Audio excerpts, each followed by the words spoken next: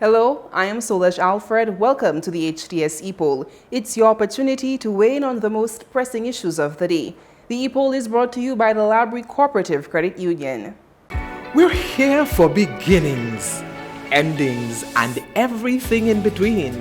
For the startups, the slow starts, for the early risers, and the end-of-day finishers. For the career jugglers, high flyers, and for everyone who's ever had a goal or chased a goal. It's why we're here. Here to help you plan, track, and execute your goals so you can own a better tomorrow. Labrie Cooperative Credit Union. One member and one goal at a time. Call us today. Telephone 459-6900. Labrie Cooperative Credit Union. We are not a bank. We are better. With the perceived widespread non-adherence to the COVID-19 protocols, the call is being made on some of the nation's talk shows for the reinstatement of the COVID-19 wardens. Prime Minister Philip J. Pierre has said that his administration will be placing greater emphasis on education in order to get members of the public to comply with the COVID-19 protocols. The wardens were considered to be very controversial because of their strong-arm approach to enforcement. So, we ask, should the COVID-19 wardens unit be reinstated? We tallied the numbers on our voting platforms, and here is how you voted. 40% said yes, 60% said no. We also took to the streets to get your opinion, and here's what you had to say. Yes, I believe there is need for additional supervision as it relates to the COVID situation in the island, but I'm not sure that I would have reinstated the COVID under the Royal St. Lucia Police Force. I believe the Ministry of Health need additional resources in terms of monitoring persons who are COVID positive, going through the communities and ensuring that these persons are not coming into town.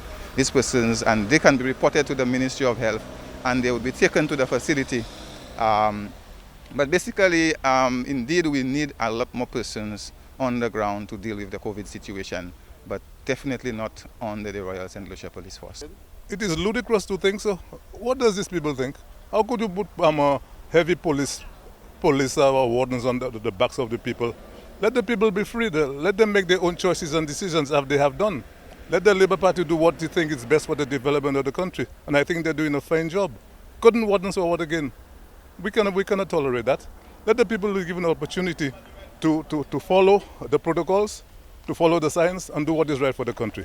Je crois ça parce qu'il y a les côtés ces police là et qui ont brutalisé moun, pas n'y doit brutaliser personne, you understand? Et puis pour ça vivant vont la vie, il pas fait pièce science. So ça chasse ne fait ça, il est contre loi, il ka wa condition loi mais il contre loi et qui contre chasse les même. Absolutely not.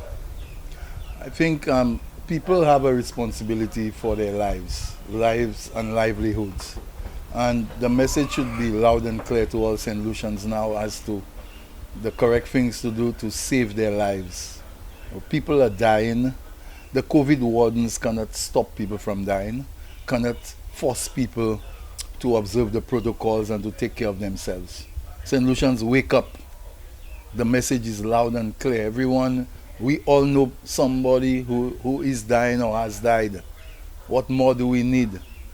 We don't need a police, so they should soon bring a U.S. Army to force people to do things that they don't want to do. They can bring them in, but put them under the health ministry. So because when they are on the cops thing, they have too much authorization, man. But I think we need to set up a structure that could help us with monitoring and at least even putting out some kind of sensitization and helping educate persons as to the do's and don'ts, especially as it relates to the implications of COVID. And I am not saying persons do not know about the implications, but you still have some persons who are resistant. But in terms of what entailed before, I do not think we should have had them, giving them the same powers that they were, but we need to put some kind of structure in place to help monitor and keep our people as best as we can.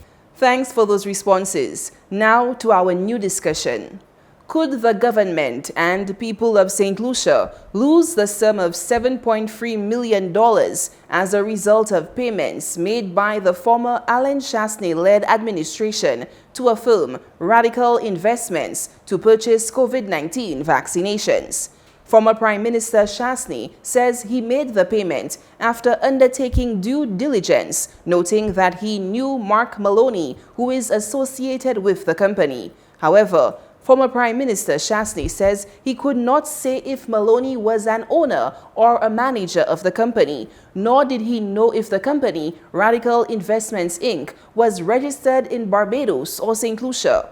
Radical Investments has filed a lawsuit in the U.S. after the agent authorized by the Barbados government to procure vaccines was reportedly, quote, deceptively lured into an elaborate U.S. $10.2 million scam for 1 million non-existent doses of the AstraZeneca vaccine through a Florida company. So, we ask, should the government of St. Lucia investigate the $7.3 million payment to Radical Investments, Inc.? Voting is easy. Just log on to htstlucia.org or Facebook at Hts St. Lucia Official and vote. Remember, our Epoll team is always on the go to get your responses as well. Watch the HTS News Force from 7 p.m. for the results and a new discussion.